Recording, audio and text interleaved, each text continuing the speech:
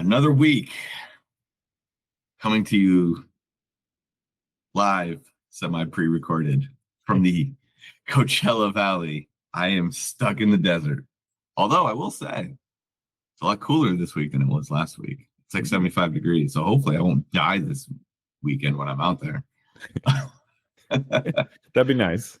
Yeah. Dorian, how are you doing today? I'm doing very well.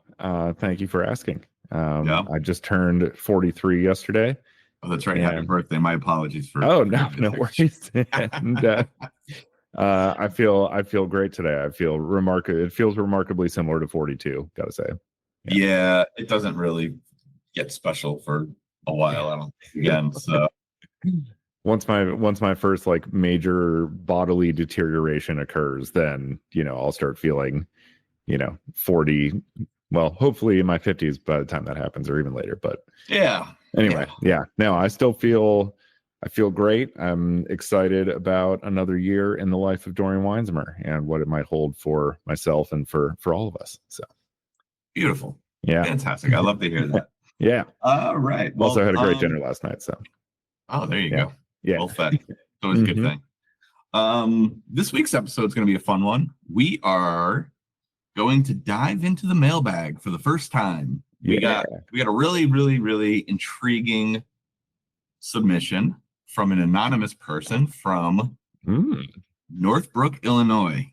Dorian, is this a ringer question? Did you submit this? I did not, but that is right next to where I grew up. So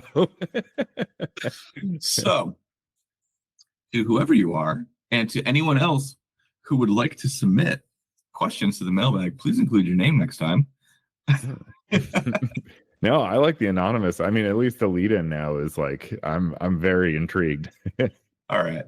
Well, I'm going to start with a question, and then I'll kind of propose the overarching theme of what we're going to discuss today. All right. So, what up, guys? I'm curious to hear your opinions on the Sphere in Las Vegas. I've been there 3 times now. I saw Phish night 1 last April, Dead Forever for one night last May, and I just caught the first show of those year's runs on 320. I'll say I was hyping it up after those first 2 shows. Immediately, I thought, well, the PL squad has to play this one day, so it'd be so awesome. Then I go back last week. Granted, it was my 3rd time in a 12-month span, but basically the oohs and ahs have worn off for me. It doesn't help that I saw 65 to 70% of repeat visuals, some even on the same songs. I guess shame on me for assuming a residency would be close to 100% new in its 2nd year. Given its total new age visual experience, I'd love to hear your thoughts on this IMAX music venue. Thanks, guys. You're both a huge inspiration, and I've learned a lot just in a small sample size of episodes thus far. Can't wait for more. Much love. So, first off, thank you so much. Yeah, thank you. That's awesome. Very, very well thought out and constructed question and whatever. So here's how I want to do this. We're going to go through this very much. But this is actually something that's been on my mind a lot lately. And it's not just a Sphere problem. It is a much wider thing that's happening.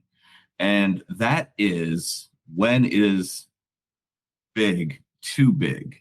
Right. Now we can keep this within the context of the concert format. We can also kind of throw outside the lines if you have any thoughts there, within your kind of wheelhouse. But I want to begin by saying this. I personally have not been to the Sphere yet, but knowing what I know about a concert environment and seeing what I've seen in other similar situations, there is a weird thing that's happening where the production overshadows the performer. And it's it's an odd thing for a production designer to be saying something like that, but it's not a new thing. When you think about like the EDCs and the ultras, and even here at Coachella, the Sahara tent and this other new whatever thing that I can't think what the name of it is, the big video walls. These monstrosity productions, one, they create an environment where the music becomes secondary. Mm-hmm. And I think that is so counterproductive to what the point of going to a concert is. And so in the regards to the Sphere, I would say the exact same thing. The Sphere is the star. The bands are just a mechanical or a mechanic what mechanism of purpose for the Sphere.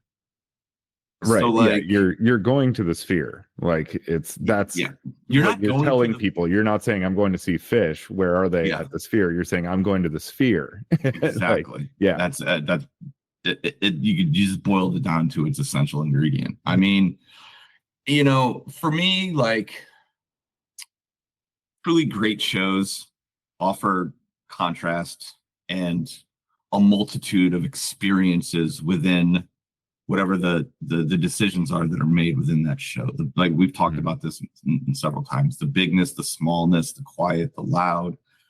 Contrast is such a huge proponent of what makes a show interesting to me.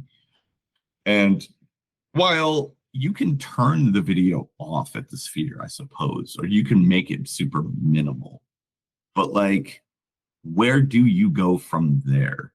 It's so big and so over encapsulating that no matter what other interesting things you try to do, they are dwarfed by the sheer scale and scope of the Sphere itself. Mm-hmm.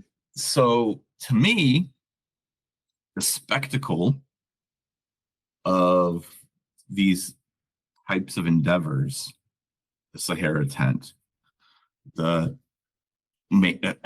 half the stages at EDC,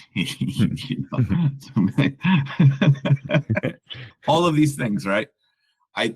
There's some artists that are out there right now that are doing impressive things, but the artists themselves are promoting their impressive thing. They aren't promoting themselves. Rez has her Portal thing, and Gareth Emery is doing his Laser City thing. And just because you have a 60-foot tall video wall, or just because you have 200 lasers on stage, that shouldn't be the first thing that you talk about. Mm-hmm. The music is ultimately what's most important. As a production designer for 25 years, if it was ever like proposed to me that we would lead with one of my designs as the selling point for going to a concert, I would laugh in your face. I would say that's the stupidest thing I've ever heard in my life. No. But why? Why would we do that? Mm-hmm. We never promoted our production. The production spoke for itself, but we never promoted our production. We promoted the project. We promoted Pretty Lights, or we promoted Daily Bread, or whatever. And then from there, it's a show, and it's all tied together. Yeah. And like, I don't know. Listen, I'll be the first one to tell you, I wouldn't be opposed to doing a show at the Sphere, but I also don't think that I maybe would thrive in there the way maybe other people think I might. So there's some brutal honesty for you, I suppose. Yeah, I mean, I didn't want to interrupt there. You obviously had some strong feelings, so I wanted to make sure I appreciate they came through. I have never been to the Sphere either. My mom has actually been there twice, and she loved it. She saw one of the times she saw the Darren Aronofsky movie Postcard from Earth. Sure, and then that's the thing though. You're going to an oversized fucking movie theater, basically. Yeah, let's go see an oversized movie. That's great. Yeah, there's speaking of which, there's a lot of hullabaloo about this Wizard of Oz thing. Have you heard about this at all? No. Okay, so here we go. First little side quest of this podcast. Sure. Apparently, Warner Brothers and a bunch of partners have come together to reimagine the original Wizard of Oz so that way it can work inside the sphere. And so they've used AI to extend the existing scenes and to manipulate characters so that way they can exist within the scale of the screen itself. And if you go and you look, like if I'm not mistaken, I'm pretty sure it's an entirely new wizard's head that they have manipulated and basically recreated, so that way from a scaling standpoint, because I think like if you think back to the original film, the wizard's head doesn't take up much of the actual screen space. Sure, yeah. It's very proportional to the rest of the people that are there. And so their whole intention was to make this entire experience larger than life in every which way possible. And like, here's the thing. There are pros and cons to this as well. I do think that after almost 100 years, finding an interesting way to bring one of the most beloved movies of all time into the modern age isn't the worst thing ever. Yeah. Now, like, you can talk about the ethics of using AI, especially on people that are no longer with us. And you could talk about the ethics of AI to devalue the original artistic expression. But like, is a reboot any worse? Right? Yeah, and like as much as I want to like just completely rail against this, because it at the end of the day, it hurts my soul in a very deep place to hear this. Sure. But at the same time, like, you know, take for instance we're spoiling the artistic integrity of the original. This movie was made during the studio system period of filmmaking. Like, there was no the artistic intent of The Wizard of Oz was make a pile of money. So, sure. You know, it wasn't this like, tour driven, like, Martin Scorsese's like passion project, The Wizard. You know, it wasn't like that. It was. Well, that's an interesting concept there. A commoditized movie being recommoditized for a new generation. Yeah, that's actually kind of totally in the spirit of the original. To be perfectly honest, you know, to be blunt about it, you know, the movie obviously has merits, and it was still put together by a lot of like artists and artisans that were very passionate about it, and obviously worked to make it what it was. But at the end of the day, like, movies in that time period made by a major studio were like, this went through every level of like testing and, you know, crafting it to make sure it would be as big as it is with like the current audience, and leveraging all of the resources that they had, not only like money, but also people and just talent, you know, to make it what it is. And their goal at the end of the day was really to turn a huge profit. Yeah.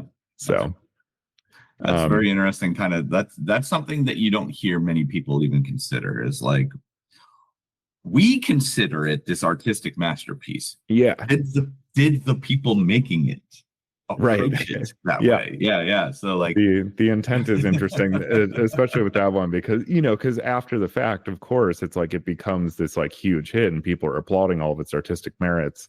And after the fact, of course, they're like, oh God, yeah, no, we do. It was going to be this like brilliant work of art, and we wanted to like bare our souls and stuff, but, you know, it's all bullshit. Totally. So I mean, you know, that part of it is kind of like, well, yeah, like we're saying, it's you're just recommoditizing something that was designed from the ground up to be a commodity. So is that really that ethically upsetting?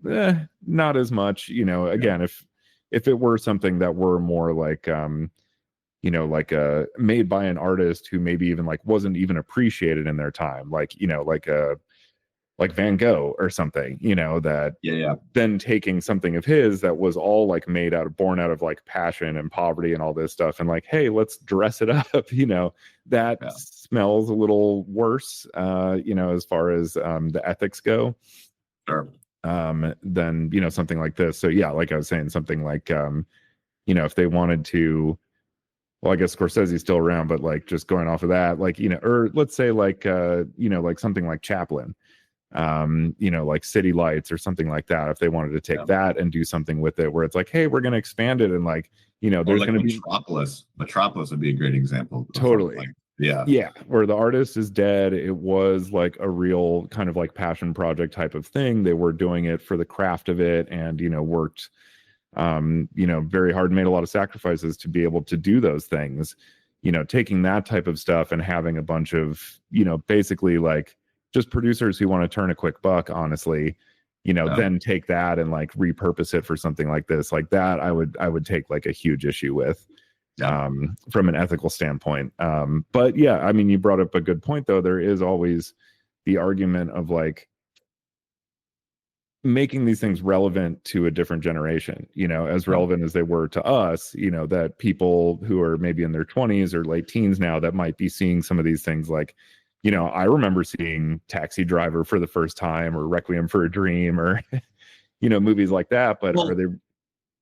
Here's kind of even like a more subtle version of this. Now, obviously, things aren't being manipulated to the degree that they are in this circumstance. But like, if you took a film that was produced in the 60s or even the 70s or even in the 80s, now granted, like a film transferred to a new output resolution is certainly plausible.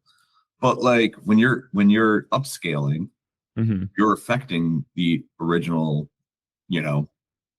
quality of that movie. So like even just like a basic, like, I'm going to take a movie that was released in 1980 and we're going to do this 4K upscale for a Blu-ray special release. Like, you're fucking with the integrity of the movie even at that point. No one's ever had a problem with that, or most no one's ever had a problem with that. Obviously, there are the very, very purist folk out there who definitely, I'm sure, have raised hell. Well, there's, to be fair though, a lot of those, because film was like 35 millimeter film, for instance, has a visual fidelity, it's analog to digital, so it's not 1-to-1. It's apples and oranges, but it essentially has like an equivalent visual fidelity of like 16K.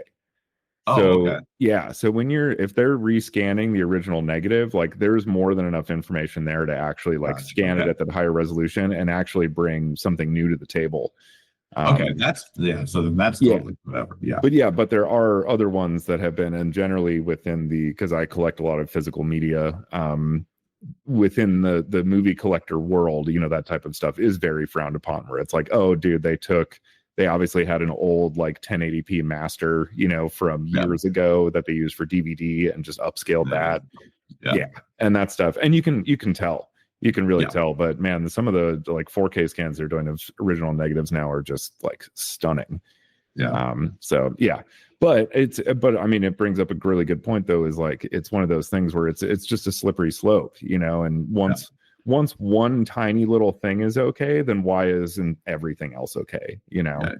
So I mean, I guess like the easiest way, where the lines that you can draw really are where it's like, are we just enhancing, and I say that with quotations, are we enhancing the presentation, or are we changing the presentation? Right. Because that's what's happening with the Wizard of Oz thing. They are 100% changing it. The presentation. It's not. This isn't a preservation effort. This is a. This is a reimagining this thing. But at the same time, though, I think of all of the movies to do this to, I think this one is beyond the fact of the intentions of the original movie. I do think that this movie is probably the most fair game of any movie in the entire history of cinema, because it has been so loved for so long, and every person, I have to assume, has at least seen it once.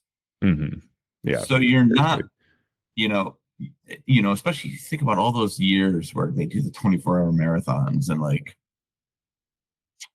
I mean, it's just that movie, like you could watch it 100 times and it's still special every time in its own weird little way. And so like at some point, it's like, all right, before that magic dies, let's see if we can't like reignite this thing in an interesting way. So I can see that side of it where it's like, let's try to make this really special again because it is so beloved and we don't want to let it go away. And so, that's the like optimistic, hopeful, Right. Yeah. like, Yeah. I mean, and this is definitely a movie where like there's no danger of the original being lost to this new version, like it is, yeah, as you said, it's so entrenched and Yeah. like so just evergreen as like a cultural artifact and like, object of worship within the zeitgeist that like it will always, like the Wizard of Oz as it was originally made will always be around.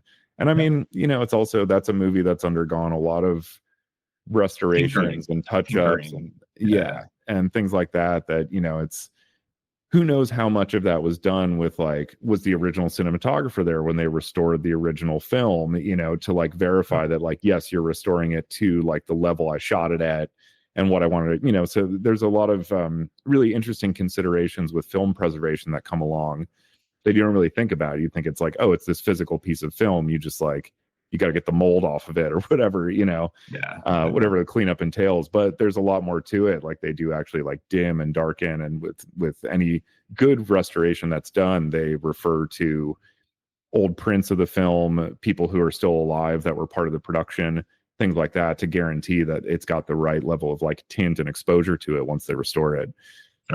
Which is really interesting stuff. But yeah, so it opens up this whole can of worms though with like, films like Wizard of Oz that have been touched up and restored so many times over the years. It's like, well, has it already been, I don't know, quote unquote changed?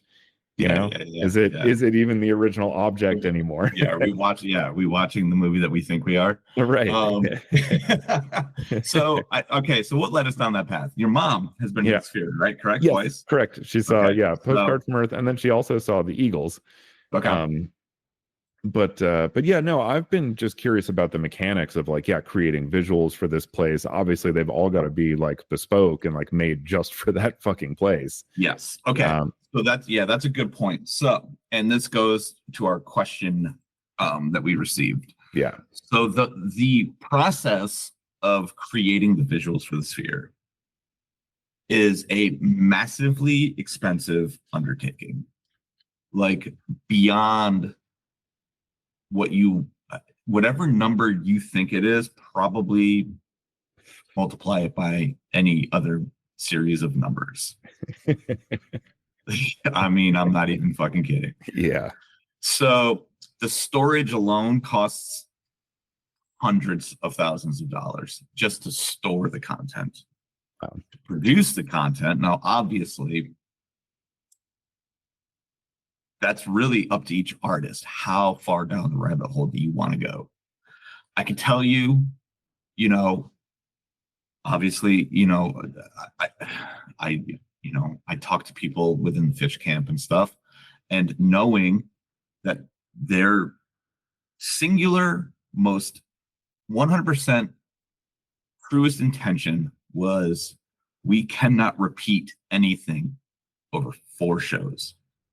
If we do more than 4 shows, we are budgetarily forced to repeat some things or dilute some things. That was the crossroads that they found themselves at. And I'm pretty sure that Trey's been public about that. So I'm not like speaking out of turn here. Okay. So, if you could put that into context, right? Fish found themselves, that's where they found their sweet spot, was 4 shows. We can do 4 unique evenings of music and visuals, and that's where we draw the line.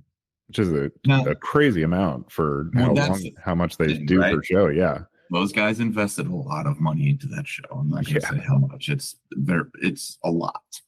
And, as far as the Dead's concerned, like, here we are, right?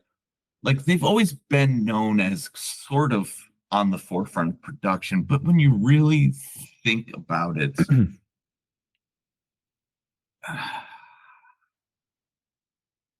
I don't want to diminish their importance to the progress of technology within the concert space, because that would be the stupidest fucking thing I could do. On the sound side of things, they were hyper progressive. On the lighting side of things, they worked with a lot of interesting things that were happening within each decade that they were kind of, doing their thing.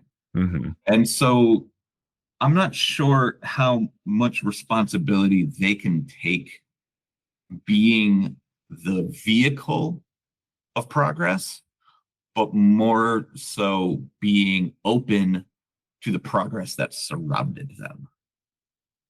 Does that make sense? Yeah, no, absolutely. Yeah. Okay. And so I think this is just another example of that, where, they're like, we're going to do some cool shit, but like, they are not so staunchly concerned with, well, I saw that clip last night. Like, we're going to make some cool visuals and it's going to go along to the music, kind of, and it thematically will be interesting. Now, see, the Dead has an interesting thing that the Fish didn't have. The Grateful Dead had, now, if you really boil it down, 60s, 70s, 80s, into the 90s, right? So they were an actual operating band for just about 40 years, or just over 40 years. Right? That's when Jerry passed. All right, to 70s, or no, 30 years, my apologies, 30 years, that's it, right? Jerry passed right after their 30th anniversary. But they existed at a time where the poster art and the album art and the tertiary symbology of being a band of their stature carried a lot more weight. And so they had a lot more visual iconography to choose from. So when you think about the Dancing Bears, and you think about the Skull and Roses, and you think about the different album tie-ins, the Mars Hotel thing, and the skeleton riding the motorcycle, and the list goes on and on and on. From and on and Keep on. On Truckin' stuff, yeah. Yeah, so they were able to just kind of pull from their own library of visual references to create these very psychedelic scapes.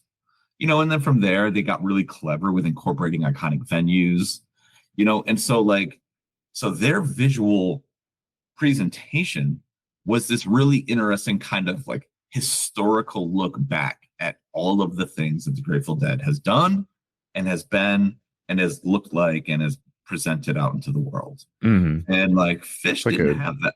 Like a museum installation almost. Exactly, yeah. And Fish didn't really have that luxury. They're not as diversified in that sense. And I don't know if that's a product of the times. I don't know if that's just, they just kind of handle things differently. But, they were creating new ideas to show to people. And then mixing in some of the, early like Pollock, artwork stuff and things like that. But a lot of their stuff is more abstract, visually speaking, I think. And so like, I don't know how that necessarily translates in terms of like content design, because I guess like I look at it this way, right? If I handed you like a Pinterest, right, of 100 images, right? In the Dead's case, they're gonna hand you 100 images that you don't need to come up with something new. They say, take these 100 things and turn them into something cool. Where with Fish, they hand you a Pinterest board of a bunch of random stuff, and they're like, okay, use all of these references and let's figure out how we can make it make sense within the context of these songs. And we're going to come up with, because they've never had video really, other than for a short stint in the 2010s, and that was all very abstract. Mhm. So like they don't have this like library of stuff that they could just kind of refacilitate in a new sense. They were coming up with all new things. So I think like, and then I don't even know enough about the U2 thing, and I feel like it almost like no one even remembers it at this point. That's Right. kind of Yeah. like the weird part, and not to knock the Eagles, but they just come in and they just do their thing, and they're not worried about anybody's fucking opinion on anything, and Right. Yeah. that's just rock and roll right there. Joe The fucking Walsh, Eagles, man. Yeah. I don't give a fuck what these people think. Let's just go put on a good show. Mhm. These guys will do something interesting. Let's just go. Whatever. Yeah, we're playing Hotel California. Go fuck yourself. So I think obviously this whole conversation. It's a Fish and a Grateful Dead problem to solve. I think to the average common music goer, they are not dissecting these experiences the way that the cultish fan bases are. Right. And this would be a very if Pretty Lights was to ever play the Sphere, this is a problem that we would experience as well. And I think like, I at the end of the day, it's a business situation, and you have to weigh the costs of, okay, how much is it going to cost to create all of this crazy video content that's at crazy scale and is incredibly difficult to manipulate live. That's another thing. The Eagles and U2, they probably played the same set every night, and they're not out there improvising. So they got a script, and they're saying Q1 at boom, Q1.3 at boom, and they're just going through the script. Boop, boop, boop, boop, push play, or if it's time coded, or however each band approaches it, I'm sure they'll have their little nuanced ways. Where Fish and the Dead are like, good luck, guys. Yeah. So then there's that aspect of it too, is like, what's the playability of all of these mechanisms, and how do these media servers handle being like told like, oh, well, we're going to mix all of these things in live, and these live cameras are going to overlay on top of these parts of the video, and then like all of a sudden like, oh, they're going into this other part of a jam that makes no sense to what we're doing now. We got to find somewhere else to go. And there's the challenges in my mind outweigh the pros. Like the cons outweigh the pros in terms of like putting on a good concert. Yeah. Now, with that being said, it's not a bad experience. It's just not what we're accustomed to in a concert setting. Yeah. And that's where I mean, like, the production overshadows the performance, and everyone has to ask themselves, like, am I okay with that? And if you ultimately you're like, yeah, let's just see what happens, then great, all the power to you. Yeah. And then and it's like, as you're pointing out, with like the degree of investment that needs to be made into the production itself and the visuals to give the proper Sphere experience, the entire concert becomes beholden to that. Yep. And from a production standpoint. And so, yeah, like you're pointing out, for like the Eagles or U2, no problem. They're putting on the same show every night anyway. Who gives a shit? We'll just make it to that show and everybody's going to be happy. But yeah, Fish, the Dead, Pretty Lights, people are expecting a completely different experience every time. Yeah. And I don't have any internal working knowledge of how like the Dead or Fish, conduct themselves when they're playing a concert. But like, I know with Pretty Lights, Derek loves having that flexibility. Yeah. To just, if they've got a set list when they go out there, but if halfway through he's like, I'm not feeling this song, let's play this one instead. He wants to be able to do that. And that's part of what makes the show so electric, is because like he's feeding off of the energy of the room and like can feel it and understand it and translate it into, to feed it back to them. And if he can't do that, and it's like, hey, the vibe isn't, this song right now, it's Hot Like Dimes or whatever, we need to like move to that, but hey, we don't have visuals for that, sorry. you Yeah, know, exactly. that's going to be like a big issue, you know. That's it. Yeah. And yeah, so to your point exactly, it's like it's not about the music at that point. And I think from what you said at the top of the show about you know, strange for a production designer to be the one to call this out, I think that's exactly your job as production designer, and that's part of why you're so amazing, is that you are the guy that's like, hey, wait a second, like, look, you know, I know I love what I do, but it's not, you know, I'm here to like make the music experience bigger, you know, and like contribute to that, and not just to like put my shit in front of everybody and, oh, if there's some cool music, then great, you know. I think that's really cool, and why you're such a valued, you know, collaborator with everybody that you work with. Yeah. So, anyway, just had to throw that in there because I heard you say, you know, like, no, like you should be the first person to say that. Yeah. Well, hopefully the musicians are the first ones to say it. But, but I know sometimes they get swept up too, and just like the visuals, they're like, no, man, it looks so cool. See, that's one of those weird things too, right? Where like for the band or any band, right? They want new experiences. And so they can say to themselves, well, we understand what the drawbacks are here, but I don't want to see what it's like regardless. You know, it's that journey into the unknown for them, especially. Yeah. You know, and I think I will say this much as far as Fish is concerned.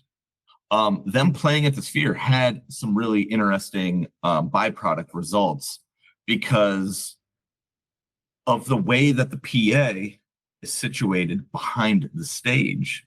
They couldn't really have any stage. They couldn't have any like amps on stage, and what it forced them to go on in-ears. And I'm sure they've heard it a million times, but the band has been playing exponentially better since moving to in-ear monitors, as opposed to the big rock and roll, you know, cock rock speakers you can put your foot on. Yeah, right. So I just honestly, just for that one singular fact, I'm so glad that the band played the Sphere, because what it's done for them since has been amazing. Wow. That is a outrageously unexpected byproduct of exactly. Yeah, because you never know if they're gonna like, you know, okay, we have to do this now, but like I think they finally realized like, okay, this, because especially Trey, like if you go back to the Bittersweet Motel documentary, there is a scene backstage in which Trey is mocking Paige for wearing in-ear monitors, and he does it in a sing-songy manner. And he's like, and he's putting that foul thing in his ear, and for however, what is it? It's 40 years or whatever it's been. You know, Trey was very anti in-ear monitor, and then he made that switch around the Sphere, and I don't believe that any of them have looked back since. Wow. It's helped them with it. It's helped them with their singing. It's helped them with their playing, because they have that high fidelity clarity. What was the perceived disadvantage to using them that kept Trey and them away from them? It's probably more than anything else being disconnected from the experience. Okay. If I had to guess, because that's my biggest hang up with them.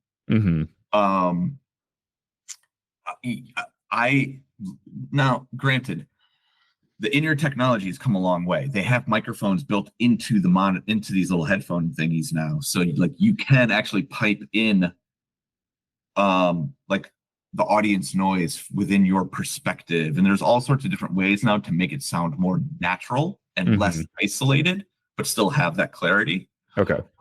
But you know, it gets really expensive, and so like for them, obviously that expense is no big deal. For somebody like me, that it is a big deal.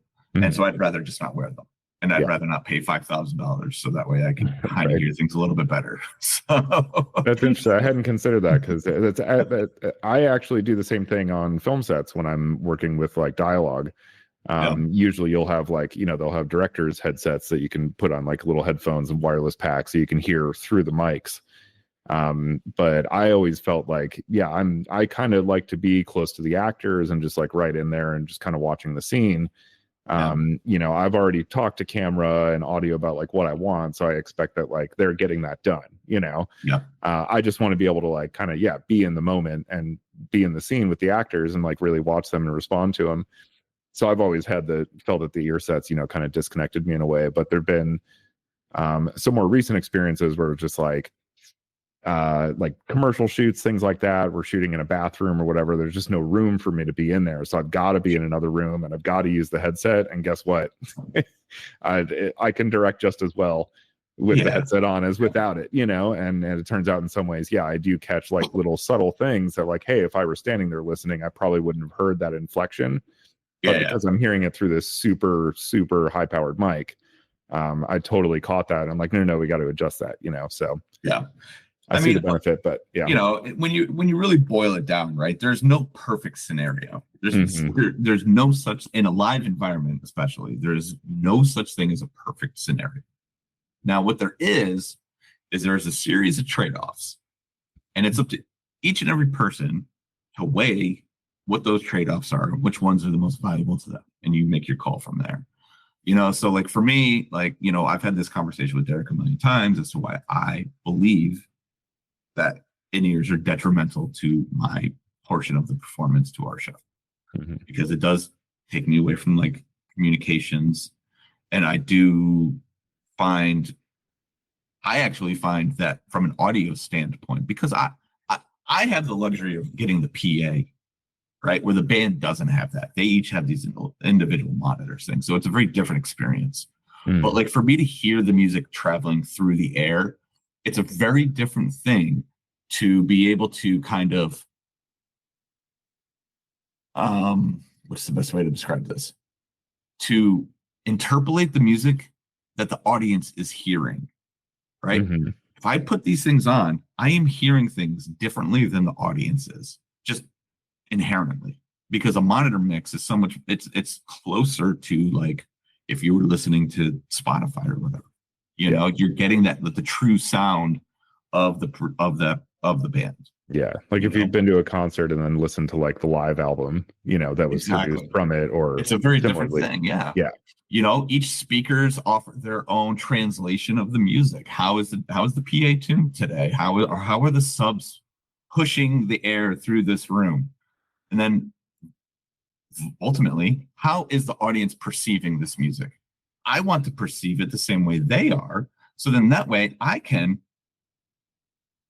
reinterpret it visually.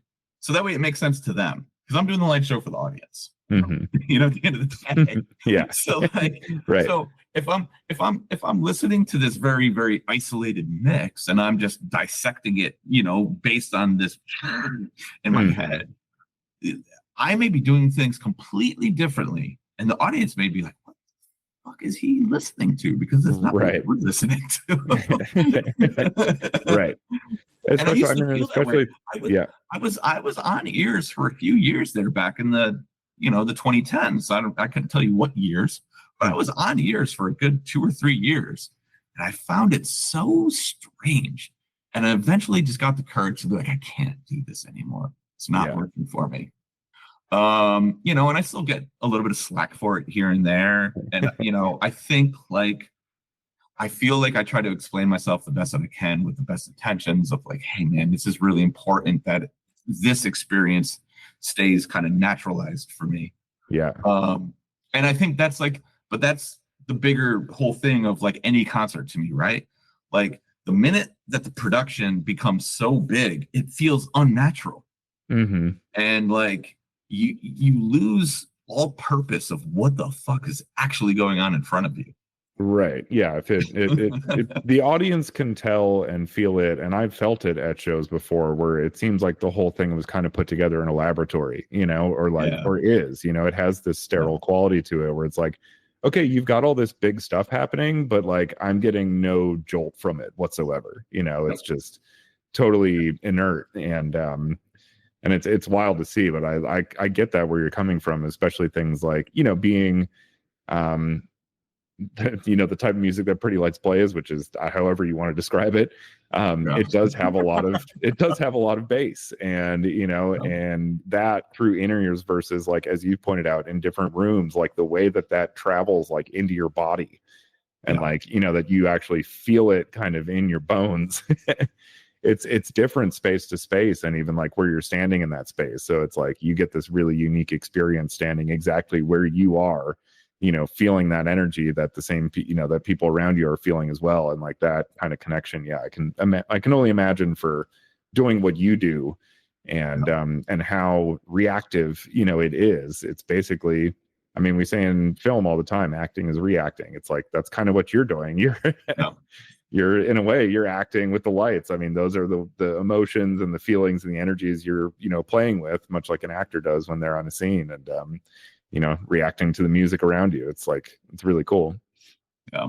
I'd never quite considered it from that perspective, but it's interesting how seemingly a little thing like what type of headphone you wear or don't can make such a huge difference. Yeah, within this stuff. Yeah. So I'm curious how, because I only watched like a couple videos that I saw online of Fish at the Sphere, which were like super impressive.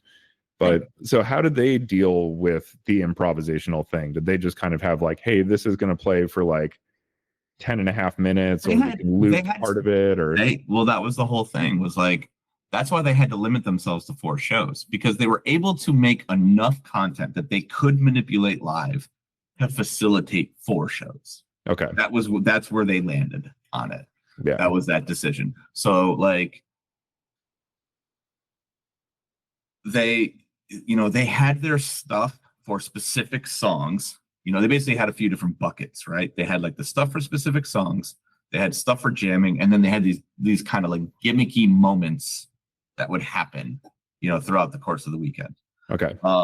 And so within the jamming ecosystem, the manipulatable stuff was very subtle, but at least it was alive. Okay. And that was their biggest thing. So like, when you see like what we do with like, whether it's like the audio manipulation, or if Jack's doing this, or if I'm doing something with the audio synth, or blah, blah, blah, whatever, it's happening live in the moment. They had things like that they were able to move along as the jam went. And that was their whole thing. It doesn't have to be this like big over the top kind of thing. It just needs to feel alive. And that was their big focus in the improv side of things. Make sure that this content feels alive. And they did a good enough job with that I actually had a funny conversation about this last night. People asked me like, was it cool? And I was like, well, cool is such an odd, kind of thing to like sign off on. I'm not cool, subjective. so Yeah. how am I supposed to be the determiner of what is cool? I would be the last person I would ask if something was cool. Now, what I will give Fish all of the credit in the world for is they succeeded in their mission of going out and being them. The content felt genuine to them. Whether or not it was impressive, whether or not it was cool, I couldn't fucking tell you. Sure. But what I saw felt genuine. And that's something that is, for all intents and purposes, a little bit more substantial to the greater good of what they were trying to accomplish.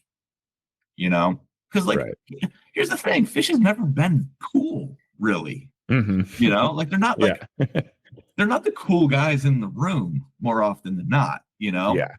They're the quirky, tongue-in-cheek guys that have a lot to say and a lot of weird perspectives. And that's what they brought to the table. They brought some quirky visuals. They brought some really beautiful visuals. They brought some things that told a story. They brought some things that were inside jokes, and they mixed it all up into this really interesting little thing that they do. And to me, that's like mission accomplished, guys. You did a great job because you were true to yourselves in how you put this all together. It's such a completely like unprecedented and like new type of venue for a concert. It seems that like they've kind of, people are at best like still in the crawling phase as far as like what can actually be accomplished. And so to like kind of use it as like hey, we need to, before we try to like set the fucking world on fire, we need like a proof of concept that like we can actually translate our identity and like what we do and like the show that we bring to this place. Yeah. Whereas it seemed like other people were kind of, from what I saw of like the U2 visuals, not that I'm super familiar with who the hell they are as a band at this point That's anyway. the thing is they've gone through so many identity changes that there isn't this like identifiable thing. Mm-hmm. And that's what I mean, like with the Grateful Dead, right? Like they are singularly the Grateful Dead for their entire existence. Their iconography travels with them for their entire career. Yeah. But Bono and the things that they were presenting to people in the 80s is very different than the band that was presenting things in the 90s and then into the 2000s. Yeah. And like the Eagles were just the Eagles. They're just a really cool band that just wrote good songs. Yeah. So like whatever, right? Yep. Yeah. Yeah. And so U2, it seemed like from what I saw of their visuals, at least, they were just trying to be like, we're huge, like look how big everything is, Look how big everything is. Yeah. Yeah. Exactly. It's cool that Fish was able to find some, because they're so idiosyncratic in so many ways that like to be able to bring that to that kind of like spectacle is really cool to see. Yeah. And yeah, as you pointed out, that for a first time show at a place like that is like so far above and beyond what even should have been expected of anybody, Yeah, that's the thing. That it's like, wildly impressive. Yeah. What happens in that building, if it even still exists, let's say in 5 years, right? Right. Because it's depending on what news you read and depending on I don't want to say hemorrhaging money, but depending on whether you trust the news or anything, I've heard rumors that Dolan might have to sell the Knicks just to keep the Sphere open. I don't know if that's true or not. I'm going to say that very, very clearly. And one more time, I do not know if this is true or not, but I have heard that Dolan might need to sell the Knicks to keep the Sphere open. Now, go do your research, find out if it's true or not. You can tell me that I'm an idiot and that is completely made up bullshit. There's just no telling anymore what is real news and what isn't anymore. Yeah. But either way, there are financial issues with that building. Whether it's that bad or not, who knows? It might actually, from an objective standpoint, reach the phase where the production is too much bigger than the music. That's what I mean. Yeah. From a business standpoint, even it can't even sustain itself for like how big everything needs to be. It's like how many acts can really like sustain that and turn a profit or, justify that kind of a loss leader, Yeah, exactly. Because it's a very small number. One of the interesting points that the fan here made was like, I've only been to 3 shows, but I already lost the oohs and ahs of it all. Yeah, that's not great. And so, like, what does that say about the health of a very expensive building with a lot of stuff in it? Like, how? Because what room for improvement is there beyond just the capabilities of the content creators? Right? Like, obviously, like you can make more interesting and more maybe dimensionally fucked up, content, but structurally speaking, you can't change anything. Yeah. You can't really put anything anywhere in there because it's literally, I don't know. I mean, it's funny because, all right, so I'm sitting here in Palm Springs. I'm sitting here in Indio. Vegas is like, I think, if I remember, I don't know, maybe it's a 4 or 5 hour drive from here. And I had honestly considered driving there tonight to go see the Dead show. And then I sat there and I thought to myself, I don't think that the Grateful Dead is the right first show for me to go to. I also don't think that Fish was, because I am too dialed into what the Fish experience is supposed to be, both as a fan and as a professional, to be able to put that all aside just so I can look at a giant fucking video wall. Right. Now, with that being said, when the right band does play there, i.e. maybe a Radiohead or like I'm trying to think of who else I would consider to be an interesting prospect there. I'm not even sure at this point, to be honest with you. There isn't this laundry list of artists that I'm like dying to go see in there. But Radiohead being technically progressive as they are, and also like very creative with their use of video and the different ways that they've used video, they do seem like a logical selection, but also counterproductive selection, because I have a feeling like in their very, very, very like, British way of them being like, we'll play here, but we're going to do it on our terms. And I don't know what that would even mean, but I could totally see them defying the logical way to use that room. Because they're the type of band to do something like that. That could be interesting. If they were to come in there and break all of the rules, so to speak, of what that building is supposed to be doing, then there you go. Make it the smallest show possible. I don't know. That would be kind of amazing. Yeah, exactly. I could totally see them doing something like that. But I also like if you could even get those guys to actually go back on tour ever again. I mean, now granted, there are all these rumors that they just made a new LLC and that maybe something isn't actually happening this fall, which fingers crossed. But I don't know. I really don't. I don't know if there's something out there that like would really what's going to end up happening is that it's going to be one of these situations where I'm already in Vegas. Well, fuck it, I'm here. I might as well go see whatever the fuck's going on. Yeah. Or maybe I'm in, or whatever. Or like a friend is like, hey, like I got this free ticket. Why don't you come with me? It's just a flight. Blah, whatever. Okay. Sure. I don't know. Oh, if Fish goes back, I would consider it. But again, I still don't know if I don't know. I'm very, very like. It's just going to be like an academic exercise, basically. You're just going to be like, okay, let me, break down this entire thing into its components so I can do this compare and contrast with like what I know it to be. Or I try really hard not to do that under any circumstances with most bands. So like, Fish isn't always an interesting thing because like I'm the guy that doesn't care what the set is, and I'm the guy that doesn't care if it's indoor. Well, I mean, I do care if it's indoor or outdoor. I'm a much bigger fan of indoor Fish than outdoor Fish, but that has more to do with the sound than it does. I like the sound to be trapped around me and kind of. I like that feeling. I just like things to be a little bit more tense, especially with Fish, because sometimes they can get a little too airy. Right. So like, sure. So like, Dark Evil Arena Fish is my favorite Fish. And so like, if they're capable of channeling that and sustaining it at the Sphere, then like, let's go. But it's not going to, it's going to be so overblown and bright the entire, that's the part where it's like, I don't know, the lack of contrast in that thing is probably the thing that scares me the most. I don't know.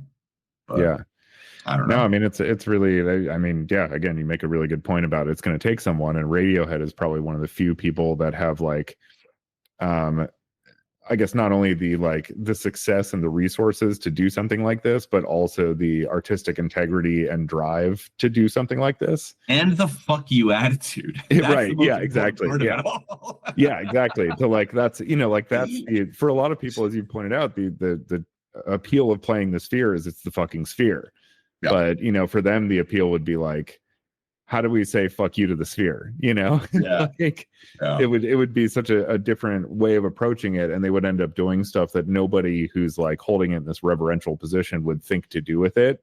And then that's going to become like the norm for like what people do at the Sphere now is like, because it turns out it's fucking awesome, whatever this idea is. But it would take you could probably count on 3 fingers, the artists that possess that kind of like audience and artistic, drive to actually do something like that. Yeah.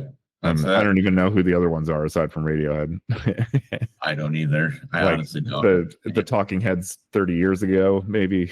I was gonna say but like 9 Inch Nails doesn't even do arena tours. Like they don't even sell enough tickets to do something like that. Like they mostly do like big theaters. So like I don't even think that 9 Inch Nails would even like they could be an interesting candidate to pull off some wacky shit in there. But like if they were gonna play the Sphere, like I would probably go out of my way to be there. Yeah, that would be one of the most. It would almost have to be like a fucking. I don't even know. I don't know. Here's the deal. Let's wrap this up because I got to go deal with a bunch of dumb shit getting out of here. But at the end of the day, I think that I think we've answered the question pretty succinctly here. Is bigger better? Fuck no, it's not. No. Be artistic. Don't be big for the sake of being big. If you have a big idea, great. Yeah. Like if you have a big idea that makes sense, that complements the things that it's supposed to complement, i.e., the people and the music and the blah, blah, blah, blah, you know, but like big for the sake of big is just so unappealing to me. Mhm. And I think I don't know. Yeah. I don't want to just sit here and shit talk, but I feel like I've tried to keep this as positive as possible. I could say some really fucking terrible things right now, so I'm just gonna stop talking for now. Dorian, you get to wrap us up. Yeah. All right. Yeah, no, I agree with Greg also. I don't believe that bigger is better in an objective sense. I think better is better, and whatever is better changes all the fucking time and has to do more so with like personal vision and what your artistic intent is than the scale of things. So yeah, if your ideas match the scope of a place like the Sphere in a meaningful way, then great. You could probably something really cool could be done there that has meaning and merit. But just taking anything and transplanting it into a space that size is not necessarily going to work to its benefit, and probably actually won't. So yeah. That's it. That's you nailed it. Awesome. Sweet. On that, Till we're next gonna week, everyone. we're gonna end on a high note then and say thank you so much for listening. This has been the Stroke of Midnight. I'm Dorian Weinsmer. Thank you as always, Greg. Have a wonderful week, everybody. Love it. Thank you.